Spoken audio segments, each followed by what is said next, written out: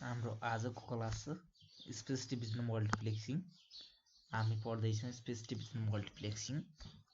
योभन्दा अगाडि हामीले के पढिसकेका छौँ त? टाइम डिभिजन मल्टिप्लेक्सिङ, फ्रिक्वेन्सी डिभिजन मल्टिप्लेक्सिङ र वेभलेन्थ डिभिजन, जसलाई फ्रिक्वेन्सीलाई वेभलेन्थ डिभिजन मल्टिप्लेक्सिङ पनि भनिन्छ भन्ने हिसाबले पढिसकेका छौँ र के कस्तो तरिकाले भनिन्छ र तिनीहरूको युज गर्ने तरिका के सेम छ कि फरक छ त्यो कुरा पनि हेरेका छौँ। बट आज हेर्दैछौँ हामी स्पेस डिभिजन मल्टिप्लेक्सिङ। हामीलाई के थाहा छ भने तपाईहरुलाई पक्कै पनि थाहा छ होला, यदि अघिल्लो क्लासहरु पढिसक्नु भएको छ, हेरिसक्नु भएको छ भने पक्कै पनि यो कुरा तपाईले थाहा पाइसक्नु भएको छ। जहिले पनि हाम्रो जब एउटा रिसोर्सहरु शेयर गर्ने अथवा कम्युनिकेसन यस्तो तरिका भइरहेको हुन्छ, मल्टिप्लेक्सिङमा के को आधारमा हुन्छ त? टाइम र फ्रिक्वेन्सी, जेनरली टाइम र फ्रिक्वेन्सीको आधारमा भइरहेको हुन्छ।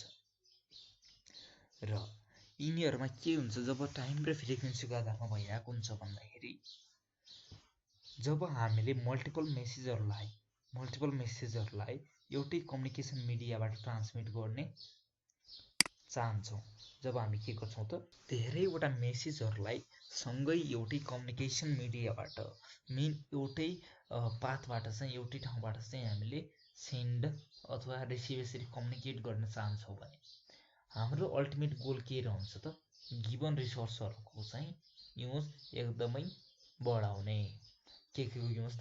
टाइम र फ्रिक्वेन्सी, जनरली टाइम र फ्रिक्वेन्सीको युजहरु बढाउने। हामीले यसरी बढाउने हाम्रो के हुन्छ त? गोल हुन्छ। It involves grouping many separate wires into common cable enclosure. यदि यो फिजिकल रूपमा हुन्छ, जसलाई चाहिँ हामीले के हुन्छ त धेरैवटा सेपरेट जुन छुट्टा-छुट्टै वायरहरु हुन्छ तिनीहरुलाई एउटै वायरमा केबल इन्क्लोजर गरेर चाहिँ हामीले के गर्छौं त सेपरेट एउटै वायरमा चाहिँ ग्रुप गरेर काम गर्छौं। कमन केबल बनाएर एउटा इन्क्लोज गरेर एउटै ठाउँ हो। जस्तै अब एउटा एक्जाम्पल लगाउँ, एउटा केबलको 50 वटा ट्विस्टेड पेयरलाई चाहिँ के गर्छ त 50 च्यानल सपोर्ट गर्छ। 50 वटा ट्विस्टेड पेयर केबल भित्र तिनीहरुले चाहिँ के गर्छ त 50 वटा च्यानल चाहिँ के गर्छ सपोर्ट गर्छ भने एसटीएम को चाहिँ के हुन्छ त युनिक एडभान्टेज हुन्छ। के युनिक एडभान्टेज छ भने कुनै मल्टिप्लेक्सिङ इक्विपमेन्ट चाहिदैन भनेपछि त कति रमाइलो भयो, एकदमै एडभान्टेजियस पनि भयो, एकदमै एप्लिकेबल पनि भयो। मल्टिप्लेक्सिङको डिभाइस चाहिदैन भने हैन, मल्टिप्लेक्सिङको कुनै इक्विपमेन्ट नै चाहिदैन भने चाहिँ हामीलाई कति फाइदा भयो त? एकदमै फाइदा भयो नि भयो। सो यसले कसरी काम गर्छ? अब यदि कुनै इक्विपमेन्ट काम गरेन भने यसमा कुनै न कुनै चाहिँ एउटा तरिका हुन्छ, कमन वे। तर जादु चाहिँ भन्न मिलेन किनकि यहाँ जादुको कुराहरु हुँदैन, because this is communication and transmission को कुरो हो। यो चाहिँ के हुन्छ त अरु मल्टिप्लेक्सिङको टेक्निकहरु हुन्छ तिनीहरुसँग कम्बाइन हुन्छ। अब भनेपछि एसटीएम को इक्विपमेन्ट नचाहे पनि के हुँदो रहेछ त अरु इक्विपमेन्टबाट काम गर्दो रहेछ यसले, जुन चाहिँ अरु मल्टिप्लेक्सिङको टेक्निकहरु छ, एफडीएमहरु, टीडीएमहरु, डब्ल्यूडीएमहरु छ, तिनीहरुको युजबाट यसले काम गर्दो रहेछ। एकदमै राम्रो इन्डिभिजुअल फिजिकल च्यानलको राम्रो युटिलाइजको लागि यसले के गर्छ अदर मल्टिप्लेक्सिङ टेक्निकलाई युज गरिरहेको हुन्छ। त्यस्तो कुरा हुन्छ यसमा हो। For example if there are 6 persons in the office, एउटा अफिसमा के छन् त 6 जना व्यक्ति छन् भने अनि तिनीहरु सबैले एउटै पटकमा चाहिँ टक गर्न चाहन्छन् भने, कुराकानी गर्न चाहन्छन् भने सम्भव छ त? अब सबैले सँगै बोल्यो भने कसले सुन्छ त? त्यो त डेन्जर भयो। सो के हुन्छ त यसले चाहिँ एउटा इन्टरफेरेन्सको एउटा यसले एभ्री कन्भर्सेसनको लागि इन्टरफेरेन्स छुट्याउँछ। यहाँबाट यहाँ कम्युनिकेट गर्ने, यहाँबाट यहाँ गर्ने भनेर चाहिँ सबैको बोल्ने यसले चाहिँ कन्भर्सेसन गर्ने तरिका छुट्याउँछ। अनि टु रिड्युस द इन्टरफेरेन्स, अनि के बीचमा हुने हल्ला अथवा त्यो बीचमा हुने जुन एउटा नराम्रो चाहिँ जुन एउटा अवस्था पैदा हुन्छ त्यो घटाउनलाई चाहिँ के गर्छ त तिनीहरुले आफैमा चाहिँ आफैले चाहिँ केमा गर्न सक्छौँ त 3-4 वटा ग्रुपमा 2-3टा ग्रुपमा चाहिँ कतिजना छ टोटल हाम्रो 6 जना छ भने 3 ग्रुप 2 जनाको 3 वटा ग्रुपमा चाहिँ डिभाइड गर्न सक्छ भनेपछि के भयो त एकदमै राम्रो भयो नि यो त 3 वटा ग्रुपमा छुट्यो 2 जनाको 6 जनालाई एभ्री 3 ग्रुपमा छुट्यो 2 जनाको भने 2 जनाको 3 ग्रुपमा छुट्यो भने चाहिँ के भयो त्यो एकदमै राम्रो हो किनकि के हुन्छ भन्दाखेरि 2 जनाको ग्रुपमा चाहिँ के हुन्छ एउटाले बोल्छ एउटाले सुन्छ एउटा पछि एउटा पालो आइरहेको हुन्छ सो यो चाहिँ के हुन्छ त एकदमै राम्रो टेक्निक हो त्यसपछि चाहिँ के होला त अब कन्फ्युजनको कुरा रह्यो त्यसपछि यिनीहरुको एउटा पेयरमा चाहिँ यिनीहरुले कुराकानी गर्छन् हो if the pairs continue talking while sitting next to each other जब चाहिँ त्यो जोडीहरु हुन्छ 2 जनाको एउटा ग्रुपिङ पेयर बनाएको छ त्यो चाहिँ के गर्छ त लगातार टक गरिरहेको छ आपसमा चाहिँ एउटा अर्कोपट्टि बसेर पनि टक गरिरहेको छ भने लगातार फेरि के भइरहन्छ त इन्टरफेरेन्स चाहिँ कन्टिन्यू हुन्छ किनकि फेरि दुईटै बसेको छ दुईटै बोलिरहेको छ भने के भयो त फेरि हल्ला त भयो अब दुईटैले बोल्छ भने कसले सुन्ने त हो अब त्यसबाट चाहिँ एउटा फाइदा अर्को रह्यो कस्तो रह्यो त के भने अब तिनीहरुलाई यसरी अब कसरी यसलाई कम गर्न सकिन्छ भन्ने कुरा आयो त्यसको लागि बेस्ट वे छ कि प्रत्येक जोडीलाई चाहिँ जुन केही दूरी चाहिँ टाढा राख्यौं भने अर्को ग्रुपबाट चाहिँ हल्ला हुँदैन सेम रुममा भए पनि एउटा चाहिँ केही 2-3 फिटसम्म टाढा राख्यो भने पनि धेरै हल्ला कम हुन्छ यसरी चाहिँ हामीले यसलाई के गर्न सक्छौं त इन्टरफेरेन्सलाई मिनिमल गर्न सक्छौं घटाउन सक्छौं अनि तिनीहरुलाई चाहिँ अलि टाढा राखेर कन्भर्स गराउन सकिन्छ they would still be sharing the same medium for their conversations यसरी चाहिँ के गर्छ त तिनीहरुले सेम मिडियमको लागि आफ्नो कन्भर्सेसनको लागि मजाले तरिकाले एउटै मिडियमबाट शेयर गरिरहेको हुन्छ तर physical space in the room would be divided for each conversation तर यहाँ के हुन्छ भन्दाखेरि अब ख्याल गर्ने पर्ने कुरो है जुन चाहिँ फिजिकल स्पेस हुन्छ रुमको चाहिँ जति स्पेस हुन्छ त्यो चाहिँ के हुनु पर्यो त प्रत्येक कन्भर्सेसनलाई डिभाइड गर्नु पर्यो किनकि यो भागमा चाहिँ यो पेयरले बस्ने यो भागमा यो पेयरले बसेर कुरा गर्ने भन्ने कुराहरु आउँछ हो this is the simplest example of SDF के भयो त एसडीएम को एकदमै सजिलो सिम्पलेस्ट एक्जाम्पल हुन जान्छ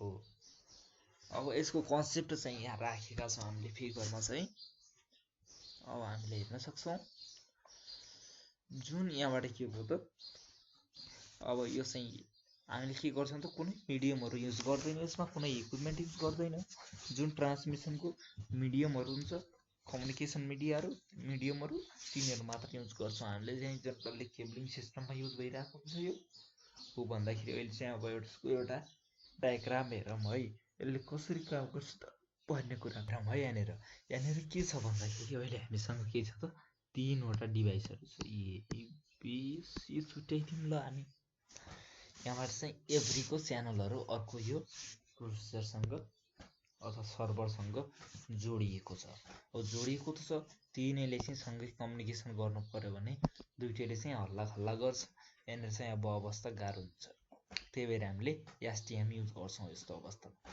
यसको बीचमा कुनै छैन यो मात्र केबल इन्क्लोजर हो एउटा केबल भित्र 3टा केबल मात्रै छ यस्तो तरिकाले स्पेस डिभिजन मल्टिप्लेक्सिङले काम गर्छ कसरी गर्छ त एभ्री यिनीहरुलाई चाहिँ यो भित्र चाहिँ जुन यो सर्भर छ यो भित्र चाहिँ एउटा स्पेस दिएको हुन्छ त्यो स्पेसमा बसेर यिनीहरु चाहिँ फेरि ग्रुपिङमा छुट्टिएको हुन्छ भित्र चाहिँ के हुन्छ त अहिले चाहिँ 3 वटा छ यिनीहरुलाई दुईटालाई एउटा अथवा यो दुईटालाई एउटा यसरी पेयर बनाएर पनि कुराकानी गराएर यो भित्र कम्युनिकेसन गरिरहेको हुन्छ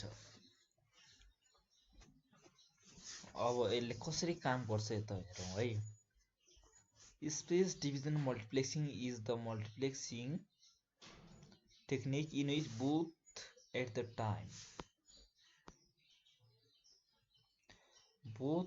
time and frequency can be reduced by transmitting our information through a parallel set of channels अब च्यानलहरुको प्यारलल सेट यिनीहरुको प्यारलल सेट त छ मजाले छ नि हैन यो भित्र चाहिँ विभिन्न केबल हुन सक्छ एउटा सेट आयो, यो पनि एउटा सेट आयो, यो पनि एउटा सेट आयो भने यसरी चाहिँ के भइरहेको छ त यिनीहरू प्यारलल भएर गइरहेको अवस्था छ।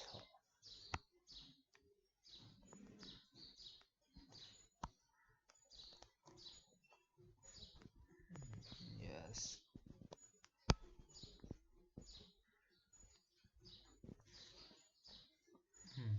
यसरी चाहिँ प्यारलल सेट भएर गइरहेको हुन्छ। In wired communication space division multiplexing simply implies different point to point wires for different channel हो। यो चाहिँ कस्तो हुन्छ त अब वाइड कम्युनिकेसनहरुमा पोइन्ट टु पोइन्ट कम्युनिकेसनको लागि यो चाहिँ युज भइरहेको हुन्छ। Examples include an analog stereo audio cable हो, जुन अब यसको एउटा इक्जाम्पलको रूपमा लिन सक्छौँ। अडियो केबल हुन्छ, एनालग स्टेरियो अडियो केबल। यो चाहिँ कुन ठाउँमा युज भइरहेको हुन्छ भन्दाखेरि जुन चाहिँ हाम्रो रेकर्डिङ स्टुडियोहरुतिर हुन्छ जस्तो लाग्छ। यो कुराहरु स्टेरियो अडियो केबलहरु सायद हुन्छ। फेरि के हुन्छ त with one pairs of wires for the left channel and another for the right channel. के हुन्छ त with one pair of the wires for the left channel. Left च्यानलको लागि चाहिँ एउटा पेयर अफ वायर हुन्छ र राइट च्यानलको लागि चाहिँ अर्को पेयर अफ वायर हुन्छ। And multipair telephone cable usually employed to provide PSTN connections in different homes हो। जुन अनि मल्टिपेयर टेलिफोनहरु हुन्छ यस्तो अवस्थामा पनि PSTN भन्ने एउटा चाहिँ टेक्नोलोजी तपाईहरुले सुनिसक्नु भएको छ होला PSTN को बारेमा, अथवा PSTN भन्ने सुन्नु भएको छ होला। यदि तपाईले थाहा छैन भने यो चाहिँ के हो त एउटा पेयर टेलिफोनको एउटा नेटवर्किङ सिस्टम हो, स्ट्यान्डर्ड हो, एउटा टेक्नोलोजी हो जुन चाहिँ टेलिफोन मल्टिपेयर टेलिफोनमा युज हुन्छ।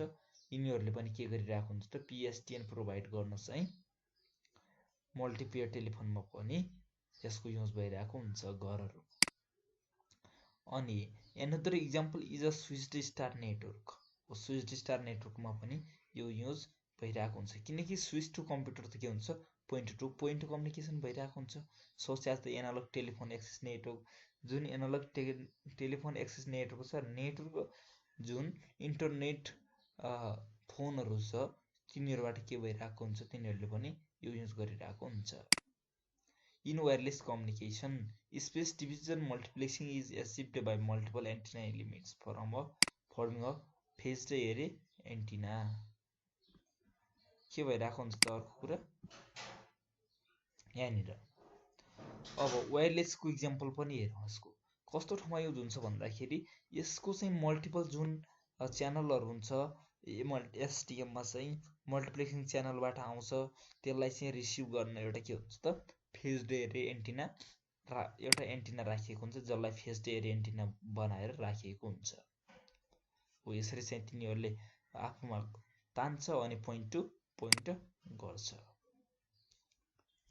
Examples are multiple input and multiple output. MIMO हुन्छ यसमा। के हुन्छ त यसको के हुन सक्छ त इक्जाम्पल मिमो पनि हुन सक्छ, मल्टिपल इनपुट गरेर मल्टिपल आउटपुट गर्ने पनि हुन सक्छ, सिंगल इनपुट गरेर सिंगल आउटपुट गर्ने पनि हुन सक्छ, अथवा मल्टिपल इनपुट सिंगल आउटपुट पनि हुन सक्छ। मिमो, सिमो, मिसो यस्तो धेरै छ यस्तो कुराहरु।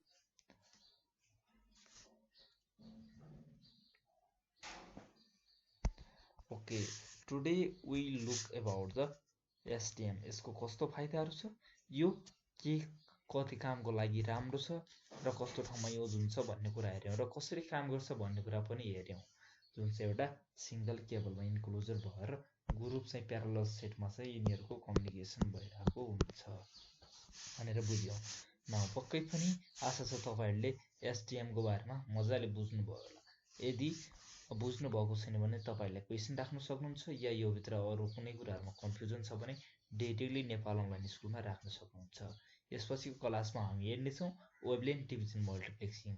Okay, we finished the 3 multiplexing techniques and introduction of multiplexing in this chapter. Unit 2 मा जुन मल्टिप्लेक्सिङ टेक्निकहरु थियो डाटा कम्युनिकेसन एन्ड कम्प्युटर नेटवर्कको युनिट 2 मल्टिप्लेक्सिङ एन्ड स्विचिङ पार्टको च्याप्टरको मल्टिप्लेक्सिङ पार्टमा त्यो कुरा सक्यौं।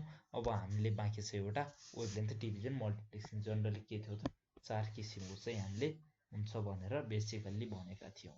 Okay, bye for now, see you soon in next class. पक्कै पनि यो video share गर्न नभुल्नु होला, जसले गर्दाखेरि तपाई जस्तै तपाईका साथीहरुले चाहिँ यसरी बुझ्न सकुन् र यदि तपाईहरुले चाहिँ आफ्ना साथीहरुलाई यसरी सेयर गरिदिनु भयो भने चाहिँ सबै विद्यार्थी भाइ बहिनीहरुले नेपालीमा यसरी पढ्न पाउन्।